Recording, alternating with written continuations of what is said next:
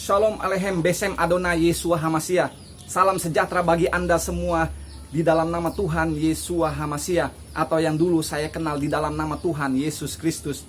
Rekan-rekan, teman-teman, Bapak Ibu Saudara yang terkasih di dalam Tuhan, pada kesempatan renungan singkat kali ini saya akan membawakan satu buah renungan singkat tentang seorang tokoh yang bernama Sakius. Bagaimana Sakius dapat menjumpai Tuhan Yeshua Hamashiach, atau yang dulu disebut Tuhan Yesus Kristus.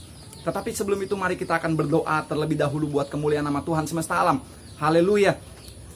Baruch ata Adonai Eloheinu melech haolam asher kidesanu bemitzvotav venatan nanu et dere hayesua vehadefarim selhak hai olam.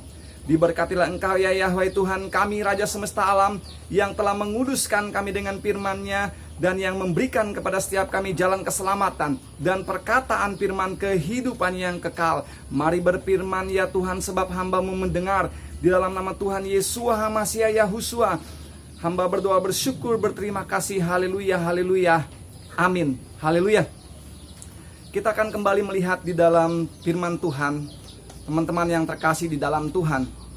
Yang saya baca ini adalah kitab terjemahan Lentera atau ILT 3. Haleluya. Saya akan bacakan buat Bapak Ibu Saudara, teman-teman yang terkasih di dalam Tuhan, di dalam kitab Injil Lukas pasal yang ke-19 ayat yang ke-1 sampai dengan yang ke-10 dengan judul perikop Yesua mengunjungi Sakius. Kalau di dalam kitab terjemahan LAI itu judul perikopnya adalah Sakius. Haleluya. Saya akan bacakan buat Bapak Ibu Saudara yang terkasih di dalam Tuhan. Yesua mengunjungi Sakius. Dan setelah memasuki Yeriko, dia melewati kota itu.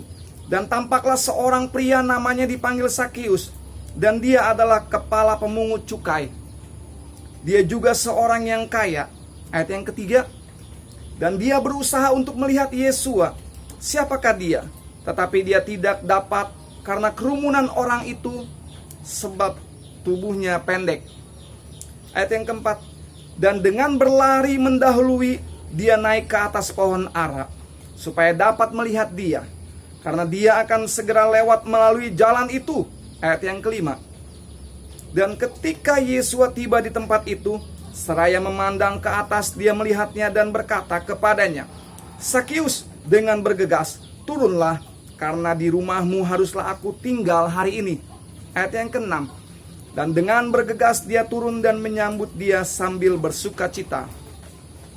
Namun setelah melihat itu, mereka semua bersungut-sungut sambil berkata, dia telah datang untuk tinggal bersama seorang yang berdosa. Ayat yang ke-8. Namun sambil berdiri, Sakius berkata kepada Tuhan, lihatlah, setengah dari apa yang menjadi milikku, Tuhan, aku memberikannya kepada orang-orang miskin. Dan sekiranya dari seseorang ada sesuatu yang telah aku gelapkan, aku akan mengembalikannya 4 kali lipat. Dan Yesua berkata kepadanya, hari ini keselamatan telah terjadi di rumah ini, karena dia juga adalah anak Abraham. Ayat yang ke-10. Sebab anak manusia datang untuk mencari dan menyelamatkan yang hilang. Haleluya. Ini kisah lama Bapak Ibu Saudara, teman-teman yang terkasih di dalam Tuhan. Kisah yang sangat-sangat klasik. Tetapi kisah ini adalah sangat menginspirasi setiap kita, membuat kita terpacu di dalam mengiring Tuhan hari-hari ini untuk kemuliaan namanya. Dengan judul perikop Yesua mengunjungi Sakius, saya coba akan kasih tema kesempatan renungan singkat kali ini. Temanya adalah Sakius dan pohon ara. Jadi saya coba kasih tema adalah temanya Sakius dan pohon ara. Ini untuk menjadi satu ingat-ingatan. Jadi ketika ingat pohon ara, ingat Sakius, ingat pohon ara. Haleluya. Bapak Ibu Saudara yang terkasih di dalam Tuhan, saya akan coba baca ayat 1 kembali dan ayat yang kedua. Dan setelah memasuki Yeriko, dia melewati kota itu. Dan tampaklah seorang pria namanya dipanggil Sakius. Dan dia adalah kepala pemungut cukai, dia seorang yang kaya. Di lintasan Yeriko, kitab suci katakan bahwa ada seorang kepala pemungut cukai. Dia seorang yang sangat kaya, tetapi dia memiliki satu kerinduan yang sungguh-sungguh luar biasa. Dia hendak melihat siapakah yang akan melintas di Yeriko. Dia adalah Yeshua Hamashiach. Dia keselamatan, kesembuhan, dan pembebasan. Haleluya. Di sini dikatakan ayat yang ketiga Bapak Ibu Saudara, dan dia berusaha untuk melihat Yesua siapakah dia, tetapi dia tidak dapat karena kerumunan orang itu sebab tubuhnya pendek. Kalau teman-teman rekan-rekan yang terkasih di dalam Tuhan membaca kitab suci di dalam judul perikop Sakius ini, boleh dikatakan bahwa Sakius telah mencoba menerobos kerumunan orang banyak pada waktu itu yang mengerumuni Adonai Yesus Hamasiah. Dikatakan dia telah mencobanya 1 kali 2 kali, tetapi itu tidak bisa. Karena dikatakan kitab suci mencatat bahwa Sakius memiliki keterbatasan fisik. Dia memiliki tubuh yang tidak tinggi, dia memiliki tubuh yang pendek, Bapak Ibu Saudara yang terkasih di dalam Tuhan. Dikatakan jadi bagaimana caranya agar Sakius bisa bertemu dan berjumpa dengan Adonai Yesua? Caranya bagaimana Bapak Ibu Saudara? Poin yang pertama di sini dikatakan bagaimana Sakius bisa berhasil berjumpa, berkenalan dengan Tuhan Yesus Hamasiah. Poin yang pertama di sini saya membuat catatan pada ayat yang keempat. Pada ayat yang keempat di sini dikatakan saya membuat catatan bahwa Sakius memiliki keinginan yang kuat. Coba kita akan lihat ayat yang keempat Bapak Ibu Saudara. Saya akan membacakannya buat Bapak Ibu Saudara yang terkasih di dalam Tuhan. Ayat yang keempat dikatakan, dan dengan berlari mendahului dia naik ke atas pohon ara supaya dapat melihat dia, karena dia akan segera lewat melalui jalan itu. Sakius memiliki satu keterbatasan fisik.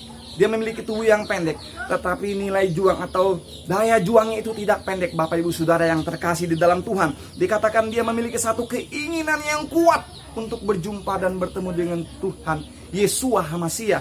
Sini dikatakan bahwa dia mendahului orang banyak. Dikatakan dia memanjat sebuah pohon ara. Bapak Ibu Saudara yang terkasih di dalam Tuhan. Kalau di dalam kitab Mazmur dikatakan, pemazmur dikatakan, aku berlari mendahului orang banyak, berlari untuk sampai kepada bait sucinya Elohim, untuk kemuliaan namanya. Haleluya. Di sini Bapak Ibu Saudara, poin yang pertama Sakius berhasil berjumpa, berkenalan dengan Tuhan Yesua Hamasiah adalah dia mempunyai satu keinginan yang kuat. Hari-hari ini Bapak Ibu Saudara, kita butuh meningkatkan satu keinginan kita yang kuat, minat kita yang kuat, semangat kita yang kuat, tekad yang bulat untuk kita mengenal Tuhan hari-hari ini Bapak Ibu Saudara.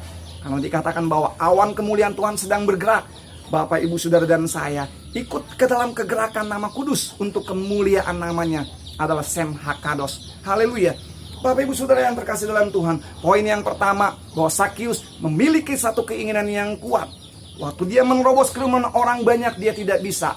Dia coba 1 kali 2 kali tidak bisa, tetapi dia tidak putus asa Bapak Ibu Saudara yang terkasih di dalam Tuhan. Dikatakan dia berlari mendahului orang-orang di sana, kemudian dia memanjat sebuah pohon ara.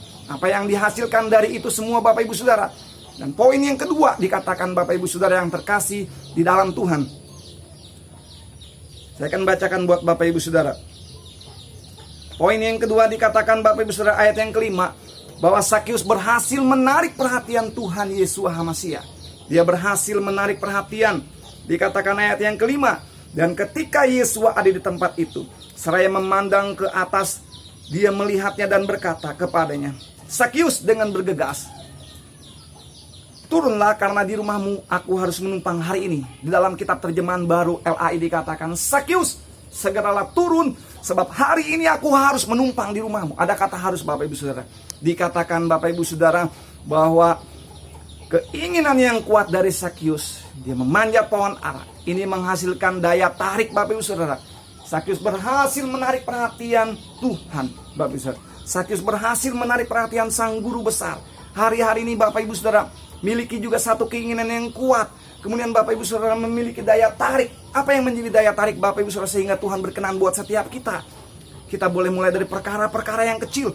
Mungkin kita rajin merenungkan firman Tuhan, rajin merenungkan kitab suci, merenungkannya siang dan malam. Seperti di dalam kitab Pemazmur katakan bahwa kita akan disamakan seperti pohon yang ditanam di tepi aliran air, yang akan merambatkan akarnya ke tepi batang-batang air. Tidak khawatir dalam tahun kering, dikatakan berbuah pada musimnya.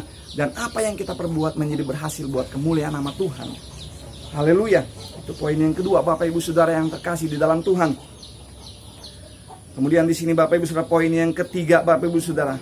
Saya akan bacakan buat Bapak Ibu Saudara poin yang ketiga, bahwa Sakius berhasil berjumpa dengan Tuhan Yesus Hamasiah. Poin yang ketiga dikatakan bahwa Sakius mengalami perubahan yang positif ketika dia berjumpa dengan Tuhan. Ayatnya ayat ini di sini dikatakan, saya akan bacakan buat Bapak Ibu Saudara ayatnya yang ke-8. Namun sambil berdiri Sakyus berkata kepada Tuhan, lihatlah, setengah dari apa yang menjadi milikku, Tuhan, aku memberikannya kepada orang-orang miskin. Dan sekiranya dari seseorang ada sesuatu yang telah aku gelapkan, aku akan mengembalikannya 4 kali lipat. Perjumpaan dengan Tuhan ini memperbaharui kehidupan Sakyus. Perjumpaan dengan Tuhan, bukankah itu pun memperbaharui setiap kehidupan Bapak Ibu Saudara dan saya? Saya dulu orangnya kurang sabar, tetapi lambat laun saya mengiring kepada Tuhan, maka buah-buah roh mulai berkembang di dalam satu kehidupan saya. Talenta-talenta sedikit demi sedikit mulai berkembang, dan saya mengembangkannya buat kemuliaan nama Tuhan. Maka Bapak Ibu Saudara dan saya akan menjadi berhasil di dalam pengiringan kita akan Tuhan hari-hari ini. Sebagaimana dikatakan Bapak Ibu Saudara, ketika Sakyus ini memiliki minat yang sangat luar biasa, dia untuk berjumpa dengan Adonai Yeshua HaMashiach. Dia adalah keselamatan, kesembuhan, dan pembebasan. Maka yang dihasilkan, Tuhan tertarik kepadanya Bapak Ibu Saudara, untuk kemuliaan namanya.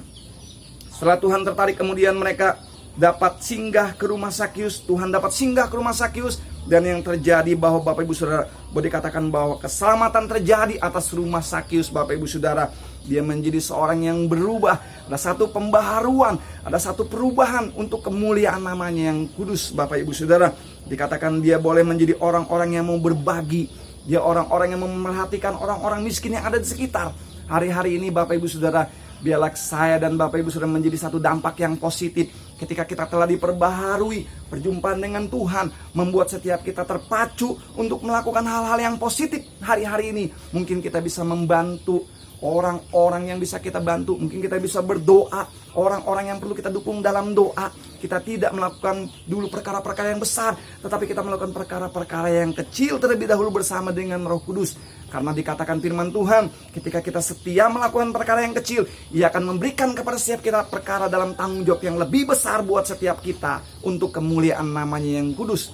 Biarlah lewat renungan singkat kali ini Bapak Ibu Saudara yang terkasih dalam Tuhan, kesimpulannya adalah dikatakan, saya membuat satu kesimpulan yang sangat singkat. Kesimpulannya dikatakan, biarlah kiranya kita semua mendapat perkenanan Tuhan hari-hari ini untuk kemuliaan namanya Bapak Ibu Saudara. Terpujilah namanya yang kudus. Kita akan berdoa buat kemuliaan nama Tuhan semesta alam. Baruk ata Adonai Eloheinu melech haolam. Diberkatilah Engkau ya Yahweh, Tuhan kami Raja semesta alam. Terima kasih Bapa. Gadol Adonai umehulal meot. Besarlah Aba Yahweh dan sangat terpuji. Kados, kados, kados. Adonai Tesephaot. Melokol haaret kefodo. Kudus, kudus, kuduslah Tuhan semesta alam. Seluruh bumi penuh dengan kemuliaan namanya. Haleluya, haleluya. Amin. Haleluya.